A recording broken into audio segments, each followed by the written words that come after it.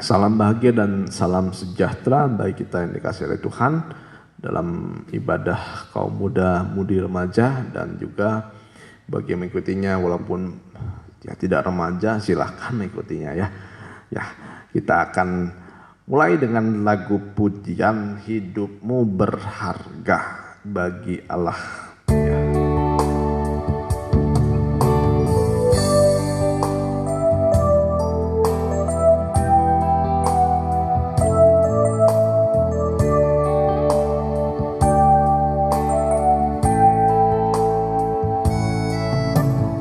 Hidupmu berharga bagi Allah, tiada yang tak berkenan di hadapannya. Dia ciptakan kau seturut gambarnya, sungguh terlalu indah, sungguh terlalu indah kau bagi Dia. Dia berikan kasih-Nya bagi kita. Dia telah relakan segala-galanya. Dia disalib untuk tebus dosa kita. Karena hidupmu sangatlah berharga. Bulu yang terkulai, bulu yang terkulai takkan dipatahkannya. Dia akan jadikan indah, sungguh lebih berharga. Sumbu yang telah pudar takkan dipadamkannya. Dia akan jadikan terang untuk kemuliaan-Nya. Hidupmu berharga bagi Allah, tiada yang tak berkenan di hadapannya. Dia ciptakan kau seturut gambarnya, sungguh terlalu indah kau bagi Dia. Dia berikan kasih-Nya bagi kita. Dia telah relakan segala-galanya. Dia disalib untuk tebus dosa kita. Karena hidupmu sangatlah berharga. Bulu yang terkulai, bulu yang terkulai takkan dipatahkannya. Dia akan jadikan indah, sungguh lebih berharga. Sumbu yang telah pudar takkan dipatahkannya. Dia akan jadikan terang untuk kemuliaan-Nya. Bulu yang terkulai takkan dipatahkannya. Dia akan jadikan indah, sungguh lebih berharga. Bumbu yang telah pudar takkan dipadamkannya. Dia akan jadikan, haleluya Tuhan, untuk kemuliaan-Nya. Dia akan jadikan terang, Dia akan jadikan terang untuk kemuliaan-Nya. Terima kasih Tuhan, terima kasih. Nyata bagimu kasih yang setia Tuhan. Bagi kami adalah Engkau segala-galanya Tuhan. Karena Engkau telah memberikan kesetiaan-Mu kepada kami Tuhan. Bahkan ketika kami dalam keadaan yang sulit dan susah, mungkin dalam keadaan yang kecewa Tuhan, patah hati Tuhan, dalam keadaan yang tawar hati, Kau tidak pernah memutuskan semangat kami Tuhan. Kau selalu membangkitkan kami Tuhan Bahkan apa yang telah pudar Tuhan, Engkau tidak akan memutuskan Tuhan, mematahkannya Tuhan, bahkan meniupnya sampai mati, tetapi Engkau menghidupkannya kembali sampai menjadikan terang untuk selama-lamanya Tuhan. Terima kasih Tuhan, terima kasih. Biarlah kasih-Mu melimpah-limpah atas kehidupan kami. Dalam ibadah kaum muda remaja pada hari ini Tuhan, Engkau yang memimpin dari awal pertengahan hingga pada akhirnya. Roh Kudus-Mu berkarya mengurapi kami semuanya Tuhan. Juga hamba-Mu yang memimpin dan menyampaikan firman-Mu, Engkau urapi dengan Roh-Mu Tuhan. Apa yang menjadi kehendak-Mu kiranya dapat hamba sampaikan Tuhan melalui lidah bibir hamba-Mu Tuhan. Yang penuh dengan kekurangan, Engkau dapat menyempurnakannya Tuhan lewat firman dan Roh-Mu. Terima kasih Tuhan, terima kasih. Dan biarlah Tuhan, kami mau mengusir kuasa nasir sejat yang mau mengganggu hati kami dan pikiran kami. Kami mau tolak hanya dalam satu nama, di dalam nama Tuhan Yesus Kristus.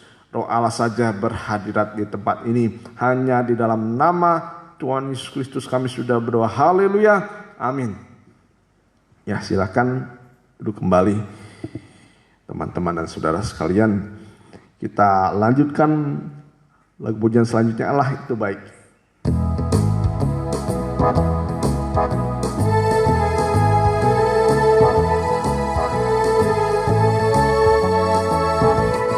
Allah itu baik, sungguh baik bagiku. Ditunjukkannya kasih setianya, Dia menyediakan yang ku perlukan, menyatakan kebaikan, menyatakan kebaikan, menyatakan kebaikannya padaku. Allah itu baik, Allah itu baik, sungguh baik bagiku. Ditunjukkannya kasih setianya, Dia menyediakan yang ku perlukan, menyatakan kebaikan, menyatakan kebaikan, menyatakan kebaikannya padaku. Kasih setianya, kasih setianya tak pernah berubah, dulu, sekarang, dan selamanya. Ajaiblah kuasa dalam namanya, Yesus ku luar biasa. Kasih setianya, kasih setianya tak pernah berubah, dulu, sekarang, dan selamanya. Ajaiblah kuasa dalam namanya, Yesus ku luar biasa. Ya, Dia adalah Allah yang menyediakan. Ya, perkataan ini atau kalimat ini atau gelar ini disampaikan juga kepada Abraham ketika Tuhan mengadakan apa yang dia perlukan. Ya, terutama di sini bagi kehidupan kita, Tuhan bisa membuat keajaiban. Apapun yang kita pergumulkan saat ini, Tuhan memperhatikan kita semuanya. Haleluya. Kita akan lanjutkan pujian selanjutnya, Ebenezer.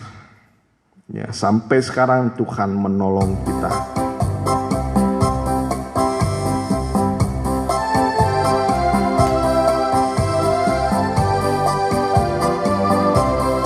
Teruslah berseru padanya, teruslah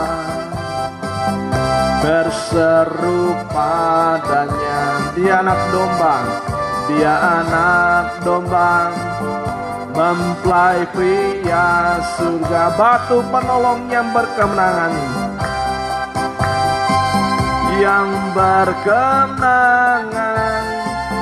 Haleluya, haleluya. Sampai sekarang Tuhan menolong kita. Sampai sekarang Tuhan menolong aku.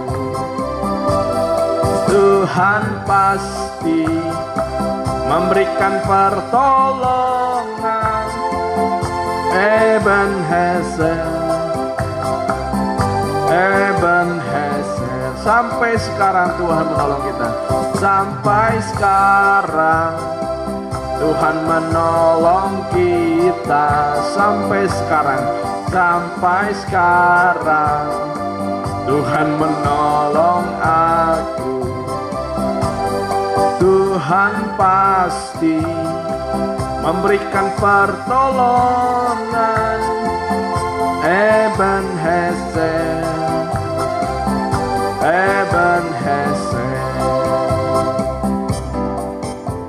ya, Tuhan sudah menolong kita dan Dia pun akan menolong kita. Sebab itu jangan khawatir dan bimbang dalam menghadapi kehidupan ini, karena kita punya penolong yang setia, penolong yang memberikan kepada kita tepat pada waktunya. Asal kita mau percaya dan berharap kepada Tuhan, Dia pasti akan menepati janjinya. Ya, apa yang kita perlukan itu adalah kebutuhan dan bukan menjadi suatu penghambat kita lebih sungguh-sungguh lagi datang kepada Tuhan. Ya, kita akan mendengar firman Tuhan. Kita akan nyanyikan Yesus yang kuandalkan.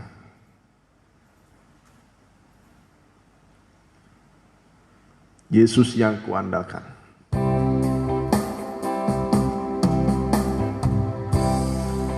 Ya, apapun keadaan kita,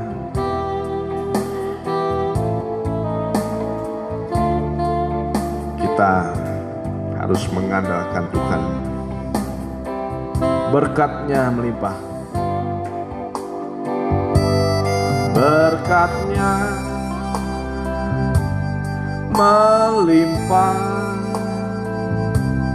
Perlindungan memagariku. Ku pegang firman hidup yang menolong pada masa yang sukar. Dan ku yakin ku pasti dibela dan dipelihara selalu pada Yesus mempelai surga. Ku serahkan segala-galanya. Berkat-Nya melimpah. Berkat-Nya melimpah. Perlindungan memagariku. Ku pegang firman hidup. Firman hidup yang menolong pada masa yang sukar. Dan ku yakin ku pasti dibela dan dipelihara selalu pada Yesus mempelai surga. Ku serahkan segala-galanya. Ya Yesus yang kuandalkan. Ya Yesus, yang ku andalkan, mempelai pria yang teruji dalam semua keadaan, yang sukar dan mencemaskan. Hanya Yesus yang ku andalkan, hanya Dialah pegangan hidupku. Dia sanggup menolongku. Yesus pasti menolongku. Ya Yesus yang ku andalkan, yang ku andalkan, mempelai pria yang teruji dalam semua keadaan, yang sukar dan mencemaskan. Hanya Yesus yang ku andalkan, hanya Dialah pegangan hidupku. Dia sanggup menolongku. Yesus pasti menolongku. Yesus pasti, Yesus pasti menolongku. Terima kasih Tuhan, terima kasih. Memang hanya Engkau yang bisa kami andalkan Tuhan, dalam semua keadaan, terutama di dalam kehidupan ini Tuhan. Banyak masalah dan tantangan hidup yang kami alami akhir-akhir ini, tetapi jawaban satu-satunya hanyalah Engkau. Hanya Engkaulah satu-satunya jawaban kehidupan kami. Terima kasih Tuhan, terima kasih. Dan biarlah firman ini juga menjadi jawaban atas kehidupan kami, mengatasi segala hal yang mustahil, maka memberikan hikmat kepada kami untuk menghadapi masa-masa yang sukar. Terima kasih Tuhan, terima kasih. Biarlah hamba-Mu yang akan menyampaikan firman-Mu, urapi lebih lanjut lagi Tuhan. Engkau yang memberikan firman dalam mulut hamba-Mu Tuhan. Biarlah pemberitaan firman ini Tuhan menjadi juga benar, jelas dan murni, supaya kami mendapat kekuatan menegur kehidupan kami, mengatasi apapun yang kami hadapi. Terima kasih Tuhan, terima kasih. Kami serahkan pemberitaan firman-Mu hanya di dalam nama Tuhan Yesus Kristus kami sudah berdoa. Haleluya. Amin. Ya, salam bahagia dan salam sejahtera bagi kita yang dikasihi Tuhan. Ya, kita akan dengarkan firman Tuhan. Kita buka kitab kita. Kita maju di dalam Amsal 6 ayat 1 sampai yang ke-5. Ya, Amsal 6 ayat 1 sampai yang ke-5. Berbagai-bagai nasihat. Hai anakku, jikalau engkau menjadi penanggung sesamamu dan membuat persetujuan dengan orang lain, jikalau engkau terjerat dalam perkataan mulutmu, tertangkap dalam perkataan mulutmu, buatlah begini hai anakku, dan lepaskanlah dirimu, karena engkau telah jatuh ke dalam genggaman sesamamu. Pergilah, berlututlah, dan desaklah sesamamu itu. Janganlah membiarkan matamu tidur dan kelopak matamu mengantuk. Lepaskanlah dirimu seperti kijang daripada tangkapan dan seperti burung daripada tangan penitab. Ya, kita masuk di dalam Amsal 6 ini. Ya, kita sudah mendengarkan, terutama kaum muda.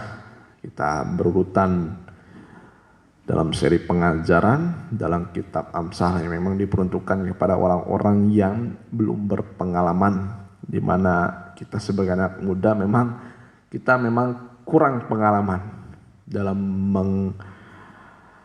menghadapi hidup ini, bahkan mengatasi hidup ini, karena kita punya jalan sendiri, jalan masing-masing. Hati-hati jalan yang kita hadapi kalau kita lakukan dengan kekuatan sendiri, pikiran sendiri, perasaan ini, ya, kadang-kadang menguasai perjalanan kehidupan kita. Kadang firman itu diabaikan oleh kehidupan kita, dan sehingga kita tersesat, ya, mulai terhilang, tersesat, tidak tahu jalan keluar. Bahkan masalah itu kadang-kadang sudah menggunung, sudah tidak ada lagi jalan keluar. Tapi sebenarnya Tuhan memberikan hikmat kepada kita. Kita jangan datang kepada masalah, tapi kita menghindari masalah. Ya, nah, bagaimana kita menghindari masalah? Kita menghindari masalah itu hanya dengan hikmat Tuhan. Hanya dengan hikmat Tuhan. Nah, orang benar ini dikuasai oleh hikmat Tuhan. Ya, kita harus berhikmat dalam segala hal, terutama tentang, ya, di sini kita lihat tentang keuangan, terutama, ya, di sini tentang keuangan. Nah, saya membahas dulu tentang keuangan. Nah, hati-hati kalau uang ini tidak kita kelola sesuai dengan firman Tuhan, bisa menjadi berhala atau mamun. Nah, mamun itu harta benda atau kekayaan yang dibayangkan sebagai oknum yang jahat. Nah, itu pengertian dari mamun. Nah, mamun itu adalah harta benda atau kekayaan yang dibayangkan sebagai oknum yang jahat. Nah, kita memang perlu uang, tetapi kita tidak bisa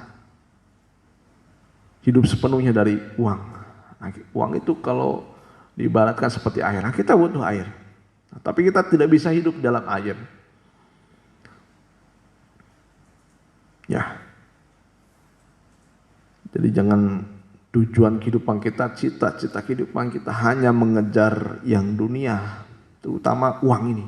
Nah, uang ini walaupun tidak bisa berbicara, tapi dia bisa menjadi Tuhan atas kehidupan seseorang. Bisa orang itu bisa menghamba kepada uang. Kita bisa disuruh oleh uang, ya, dan lain sebagainya. Nah, dalam Amsal 6 ayat 1 sampai 5 kita akan melihat hikmat Tuhan tentang harta dunia dan tentang hutang, ya. Nah, kita lihat yang pertama. Nah, sebenarnya hutang itu bisa menjadi jerat. Di ayat yang ke-23. Nah, memang banyak macam-macam hutang, dan hutang itu disebut juga dengan perjanjian kita dengan seseorang. Nah, ada orang berhutang, tidak mungkin kita memberi hutang kepada seorang tidak memberikan perjanjian dulu, ya. Pasti ada perjanjian. Weh, lu mau minjem uang? Perjanjian dulu. Biasanya apa yang dijanjikan? Cara bayarnya, kapan bayarnya, ya. Cara bayarnya, kapan bayarnya. Kredit juga termasuk utang, ya. Kredit juga termasuk utang, ya. Nah, hutang itu bisa menjadi jerat. Di dalam Amsal 22 ayat 25, Amsal 22 ayat 25, ya, ada persetujuan dari kedua belah pihak. Supaya engkau jangan menjadi biasa dengan tingkah lakunya dan memasang jerat bagi dirimu sendiri. Terus, jangan engkau termasuk orang yang membuat persetujuan dan yang menjadi penanggung hutang. Terus, mengapa orang akan mengambil tempat tidurmu dari bawahmu, bila engkau tidak mempunyai apa-apa untuk membayar kembali? Terus, ya cukup dulu sampai situ. Nah, jadi hati-hati, hutang ini bisa menjadi jerat. Nah, jerat ini dalam konotasi ya pasti yang negatif. Seperti binatang yang kena jerat atau perangkap. Ya, jerat ini mencelakakan. Nah, hutang juga bisa menjadi suatu yang mencelakakan. Nah, walaupun dalam perbisnisan memang hal yang lumrah dalam utang piutang. Ya, mungkin kita bertanya, apakah boleh kita berhutang? Nah, sebentar kita akan mendapat jawabannya. Ya, kalau memang hutang itu dilakukan ya karena terpaksa saja, ya, karena terpaksa untuk kelangsungan. Kalau orang yang berusaha utang piutang katanya hal yang lumrah. Kalau terpaksa berhutang, ya silahkan, ya. Kalau demi untuk kelangsungan perusahaan, pekerjaan, atau juga sampai kelangsungan dari orang-orang yang di bawah. Nah, orang-orang yang di bawah, anak buah. Nah, jadi setiap ada hutang itu ada perjanjian. Dan di dalam perjanjian itu ada kemampuan kita. Di sini dikatakan kalau mau, ya kalau berhutang itu sesuai dengan kemampuan. Ya, bukan hanya kemauan saja. Tetapi memang alangkah baiknya kita jangan berhutang. Ya, banyak orang, bahkan teman saya pun memiliki hutang, wah banyak sekali. Sampai menjadi jerat bagi kehidupannya. Ya. Sampai menjadi jerat bagi kehidupannya dia. Nah, suatu waktu hutang itu akan mencelakakan kehidupan kita. Ya.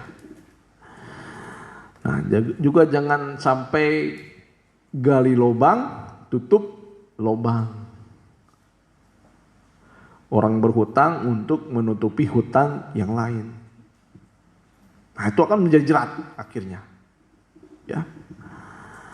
Nah, saya di sini tidak menggunakan ilmu bisnis ya. Kalau ilmu bisnis silakan berhutang dan lain sebagainya, itu pakai hikmat-hikmat, cara-cara ilmu bisnis. Tapi saya akan menggunakan sesuai dengan kebenaran firman Tuhan. Ya, jadi dalam hutang itu ada perjanjian. Nah, saudara, kalau orang benar itu tidak diukur dari hal-hal yang besar, dari hal-hal yang kecil, dari hal-hal yang kecil. Kalau orang tidak benar dalam hal-hal yang kecil, bagaimana dia mau dipercayakan dalam hal-hal yang besar? Nah, jadi banyak sekali anak Tuhan menjadi batu sandungan dalam hal uang ini, dalam hal mamon ini. Nah, saya diajarkan oleh guru dan gembala, oleh bapak saya, supaya jangan berhutang, ya, supaya jangan berhutang.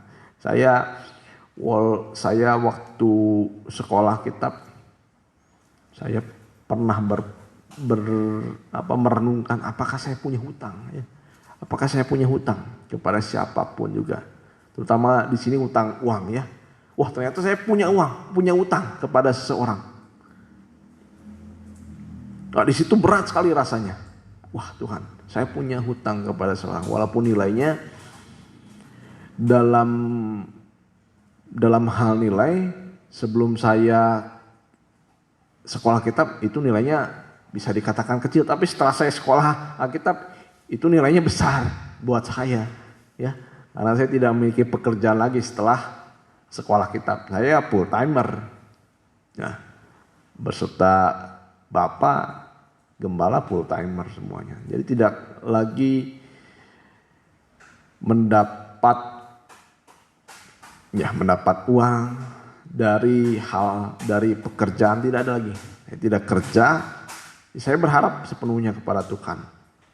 Dan tidak ada, kalau istilahnya saya tidak memiliki gaya hidup. Jadi saya sederhana saja. Damai sekali saya. Tidak memiliki tuntutan hidup ya untuk dilihat orang. Ya, saya tidak mau berhutang. Tapi kalau saya memberi hutang, pernah saya. Bahkan ada yang tidak bayar. Wah, saya biasa saja, tidak perlu dilebih-lebihkan. Ya, sampai berapa tahun itu orang tidak bayar hutang, saya biasa saja. Nah, dalam Alkitab juga dikatakan ada 7 tahun ke-7 engkau harus membebaskan hutang. Nah, bukan artinya di sini kita yang sudah berhutang gitu ya, sudah berhutang, wah karena Tuhan sudah memperingatkan orang supaya lupakan saja hutang. Nah, kita sebagai yang punya hutang, kita tahu diri juga. Ya, hutang itu untuk dibayar. Hutang itu untuk dibayar.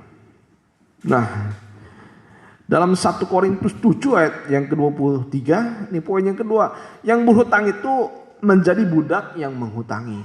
Ya. Karena kamu telah dibeli dan harganya telah lunas dibayar. Karena itu janganlah kamu menjadi hamba manusia. Nah, di sini kalau orang yang sudah berhutang itu dia menjadi hamba kepada yang punya, kepada yang memiutangi. Nah, ini yang menjadi jerat. Ya.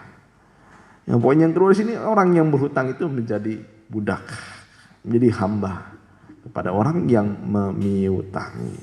Nah, di sini di dalam ayat yang kedua, ayat yang ketiga, buatlah begini hai anakku, lepaskanlah dirimu karena engkau telah jatuh dalam genggaman sesamamu. Pergilah, berlututlah dan desaklah samamu itu. Janganlah membiarkan matamu tidur dan kelopak matamu mengantuk dan lain sebagainya. Nah, akhirnya kita di sini, kalau kita sebagai orang benar, kalau sudah terlanjur kita membuat perjanjian, dan perjanjian itu sesuatu yang mengikat.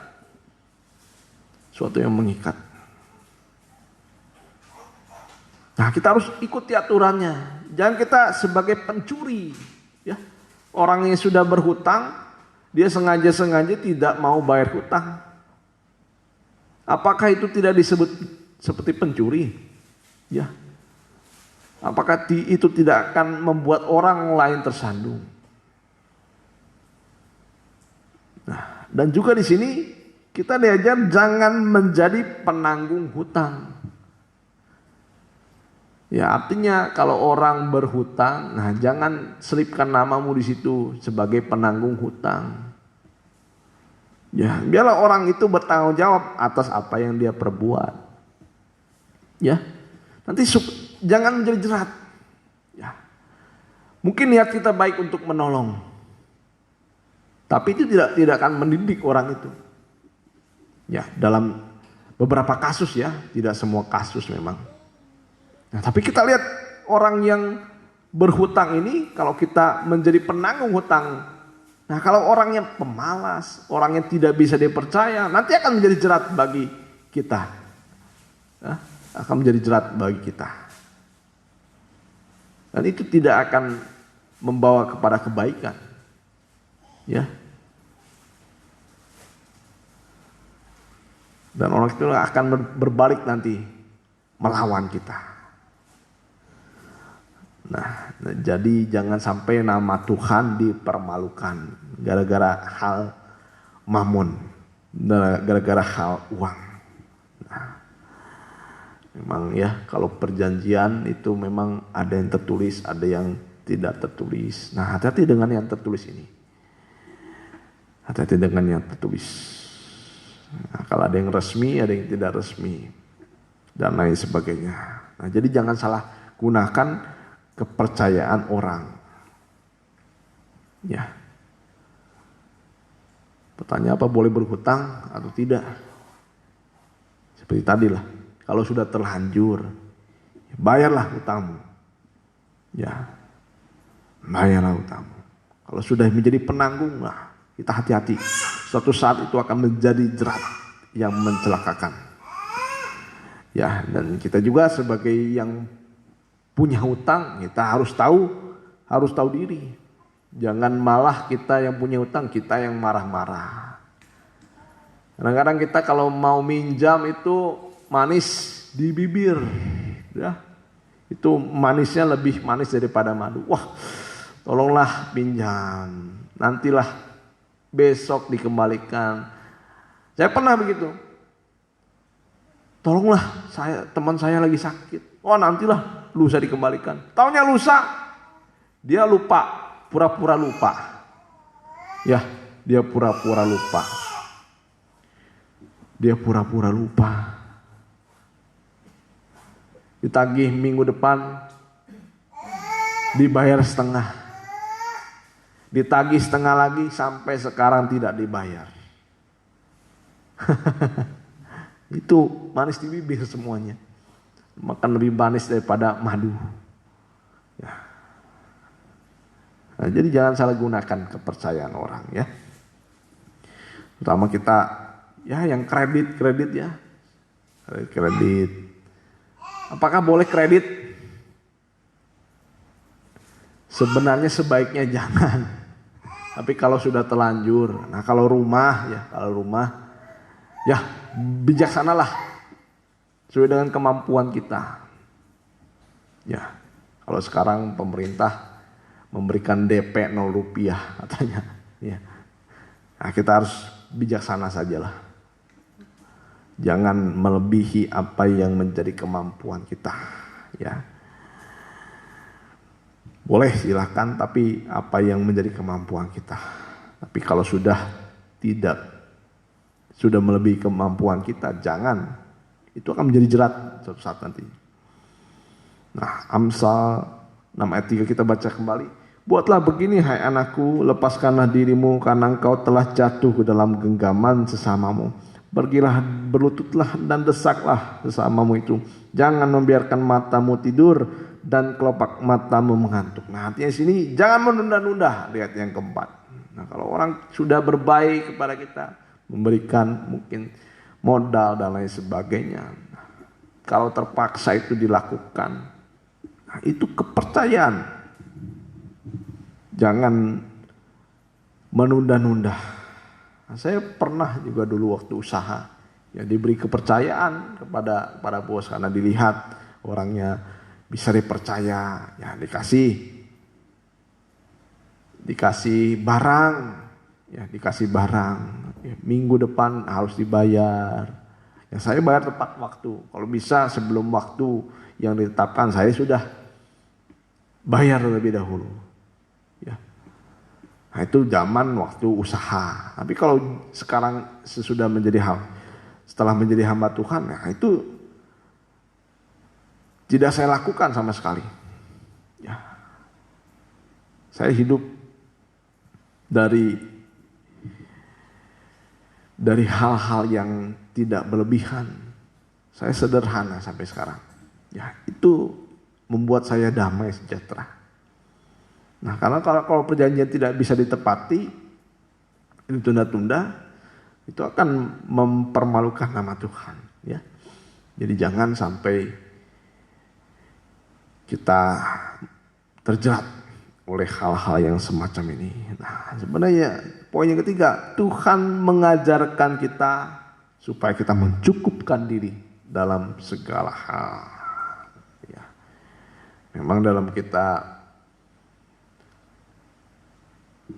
dalam kebutuhan kita ada 3 kebutuhan.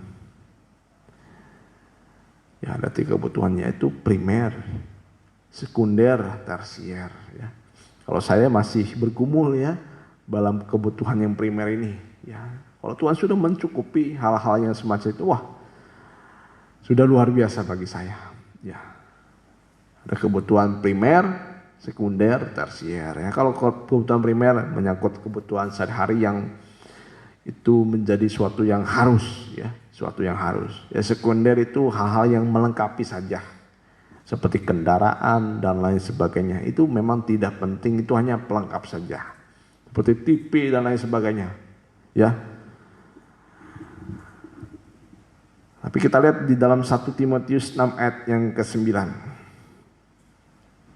Nah, kita sebagai anak-anak kaum muda diajarkan hikmat daripada Tuhan. Nah, jangan ingin kaya. Orang yang ingin kaya itu terjatuh dalam pencobaan. Tetapi mereka yang ingin kaya terjatuh dalam pencobaan, dalam jerat, dan ke dalam berbagai-bagai nafsu yang hampa dan mencelakakan, yang menenggelamkan manusia ke dalam keruntuhan dan kebinasaan.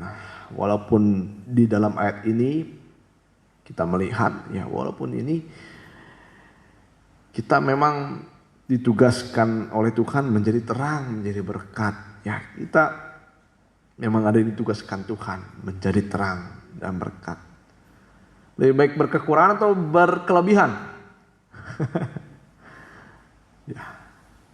Sebenarnya lebih baik memang berkelebihan. Artinya di sini, saudara, kita diberi kelebihan ini bukan untuk kita makan sendiri, tapi memang untuk membagi-bagikan kepada orang lain. Tapi jangan orang yang sudah berkelebihan, dia hanya untuk dirinya sendiri. Egois namanya ini ya.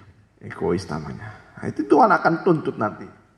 Dalam Matius dikatakan ketika Tuhan datang sebagai raja, dia akan memisahkan domba dan kambing. Nah, Tuhan menuntut apa yang sudah kau terima.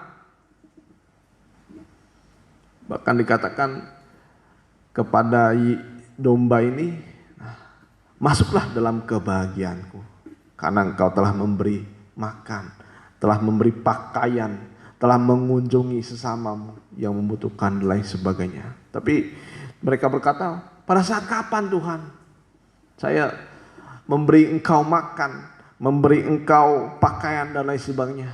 Nah, Tuhan katakan kepada salah seorang yang hina ini. Tapi kami juga dikatakan oleh Tuhan, masuklah dalam kegelapan, kata Kiki, karena ketika aku lapar, engkau tidak memberi aku makan. Ketika aku haus, tidak memberi minum. Ketika dalam keadaan telanjang, engkau tidak memberikan pakaian.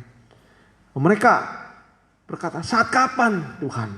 Nah, saat engkau mengabaikan kepada seorang yang hina ini.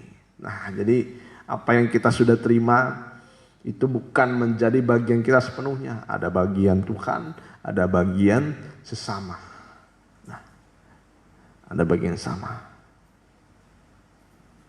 yang membutuhkan. Ya, kalau kau melihat saudaramu dalam kekurangan, tapi engkau tidak melihatnya, nah, itu nanti akan dituntut oleh Tuhan. Apa yang sudah kita terima, tapi kita tidak salurkan kepada yang lain, ya Tuhan suatu saat akan menuntutnya. Nah, jadi hati-hati. Kita ditugaskan oleh Tuhan menjadi berkat, ya. Tetapi bukan berarti hanya orang yang berkelimpahan saja. Artinya sini orang kaya. Jemaat Makedonia, mereka itu sangat miskin, tetapi bisa memberi. Ya, bisa memberi. Tapi kalau kita di sini lihat orang yang ingin kaya terjatuh ke dalam berbagai pencobaan. Ada keinginan ambisi untuk menjadi kaya, tapi tidak menyalurkan. Ini akan mencelakakan. Apalagi didapatkan dengan cara-cara yang jahat, cara-cara yang tidak wajar. Ya. Ini akan mencelakakan. Ini juga akan meruntuhkan, menenggelamkan iman seorang, dan akhirnya menuju kepada kebinasaan. Akhirnya jangan sampai semacam itu. Ya. Walaupun di dunia ini banyak tantangan hidup, banyak kebutuhan hidup. Nah, kepada kita sekarang yang hidupnya sederhana, jangan khawatir, jangan karena tantangan hidup iman kita menjadi lemah. Jangan karena kebutuhan hidup iman kita menjadi menjadi lemah. Ya. Jadi dunia memang membawa pengaruh sama pada kebutuhan hidup, apalagi tuntutan hidup. Ya, supaya kita jangan terpengaruh sekarang oleh dunia ini. Tuhan sudah berjanji, aku tidak akan pernah meninggalkan engkau. Nah, tapi orang benar ini tidak punya mental peminta-minta. Dalam Mazmur 37 ayat 25 dikatakan oleh Raja Daud. Mazmur 37 ayat 25, dahulu aku muda, sekarang telah menjadi tua, tapi tidak pernah kulihat orang benar ditinggalkan atau anak cucunya meminta-minta roti. Nah, jadi orang benar ini mentalnya bukan sebagai pengemis. Ya, sekalipun kita hidup dalam, ya mungkin dalam keadaan cukup, tidak banyak, ya, tapi yang cukup itu bisa menjadi berkelimpahan kalau kita mengucap syukur. Ya, saya juga diajarkan oleh guru saya untuk hidup dalam kesederhanaan. Ini saya sebagai seorang hamba Tuhan. Ya, nah, memang jejak masing-masing orang berbeda-beda, jalan masing-masing orang. Nah, tapi kayak saya sebagai hamba Tuhan harus hidup dalam kesederhanaan. Ya, saya di sini ya cuma punya motor lah ya. Motor juga saya tidak cicil saya. Motor bekas aja sudah bersyukur saya. Ya, motor bekas yang penting cash lah saya mah, seperti itulah ya. Cash tidak kredit lah ya. Nah, sudah, walaupun butut sebutannya, yang penting bisa jalan. Nah, itu yang saya pakai dalam pelayanan. Ya, itu yang saya punya. Tapi saya tidak dikejar atau dijerat oleh hutang. Ya. Nah, ini membuat saya damai hidup. Sederhana sekali. Ya. Saya tidak menuntut apa-apa dari Tuhan. Hidup ya, kalau saya sebagai hamba Tuhan ya, kalau kita sebagai ya yang lain, bagaimana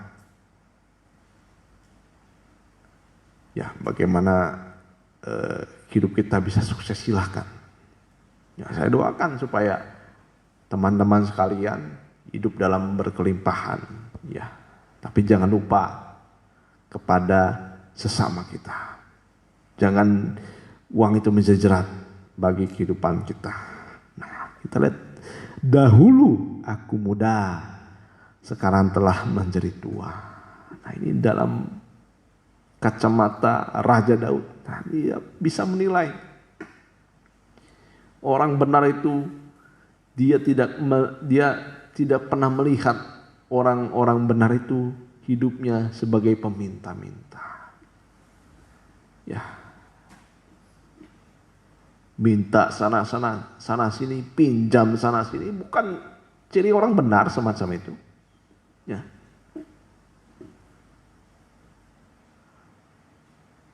Nah, hati-hati. Bukan ciri orang benar, apalagi pencuri. Peminta-minta, pengemis itu bukan ciri orang benar, apalagi pencuri. Ya.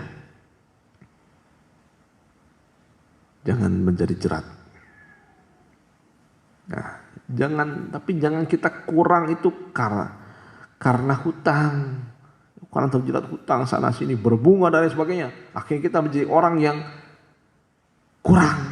Jangan kurang akhirnya juga berhutang. Ya. Jangan kurang akhirnya berhutang. Jangan kurang karena malas juga. Mungkin kita hidup sederhana, tapi jangan karena malas.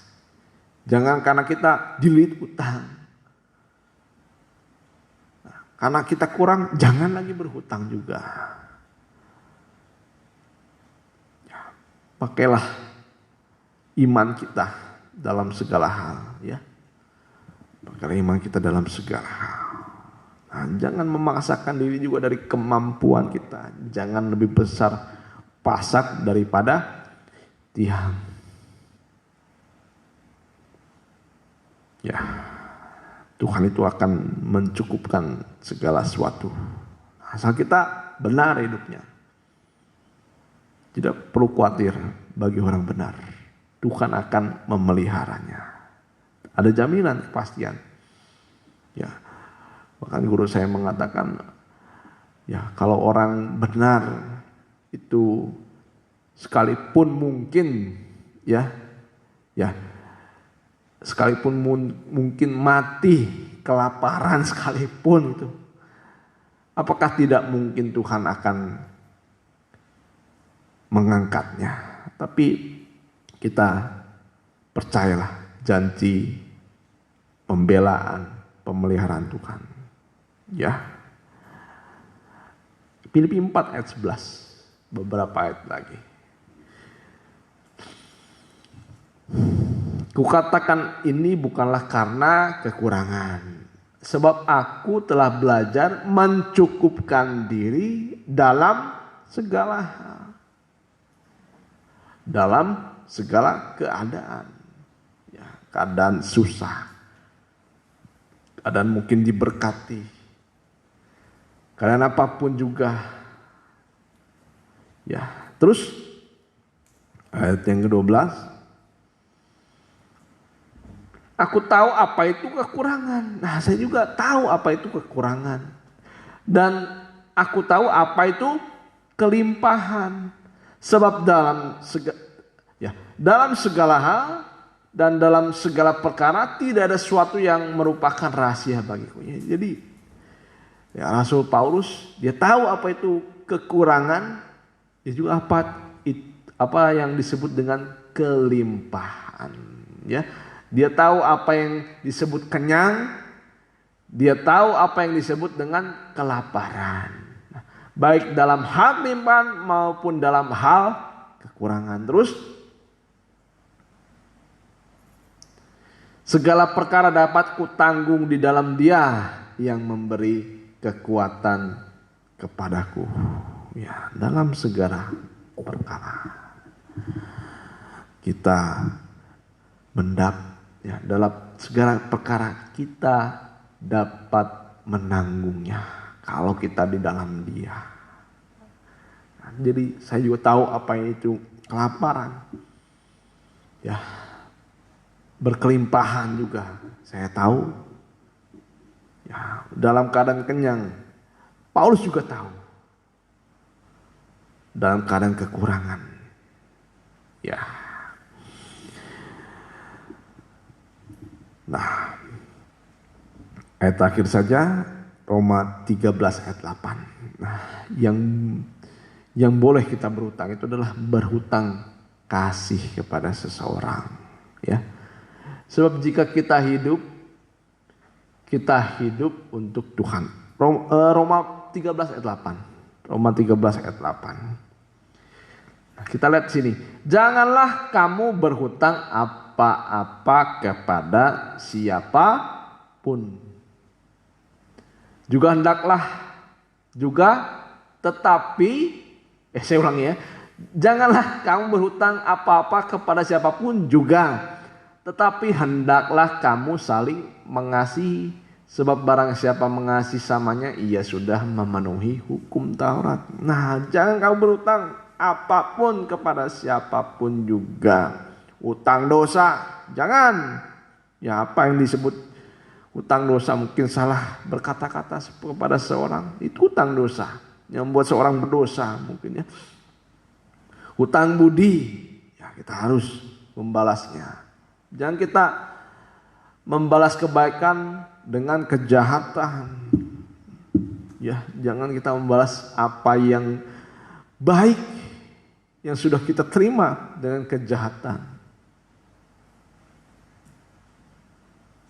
Jangan hutang uang juga, ya. Nah, tapi di sini kita berhutang kasih terhadap satu sama lain. Nah, saya tertarik dengan terjemahan yang lain bahasa Indonesia masa kini ya. Janganlah berhutang apapun kepada siapa juga kecuali berhutang kasih terhadap satu sama lain. Sebab orang yang mengasihi sesama manusia sudah memenuhi semua hukum Musa. Ya, hutang kasih itu harus, ya, saya merasa berhutang kepada seorang. Ya, saya merasa berhutang kepada istri. Saya merasa berhutang kepada orang tua. Bukan hutang uang ya, hutang kasih. Ya, kepada siapapun. Nah, itu yang membuat kita damai. Jadi melihat seorang, saya punya hutang pada seorang ini. Kepada mungkin ketemu di jalan, kita melihat orang yang menderita, saya punya hutang kepada seorang. Saya jadi teringat juga, saya punya hutang kasih kepada teman saya. Ya. Nah, itulah yang terbaik. Jadi cukupkanlah dirimu dengan apa yang ada padamu. Aku sekali-kali tidak akan meninggalkan kau. Ya, Tuhan itu Allah yang setia. Tidak dibiarkan anak cucunya meminta-minta roti. Tapi Tuhan bisa mencukupkan diri dengan apa yang ada pada kita. Tuhan adalah Allah yang setia. Dia tidak akan membiarkan kita. Nyanyikan ku tahu Bapa peliharaku. Ya.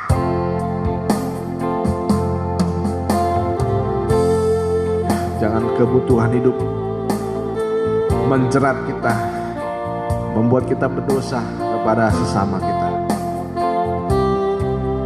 Membuat Tuhan, ya, membuat nama Tuhan dipermalukan.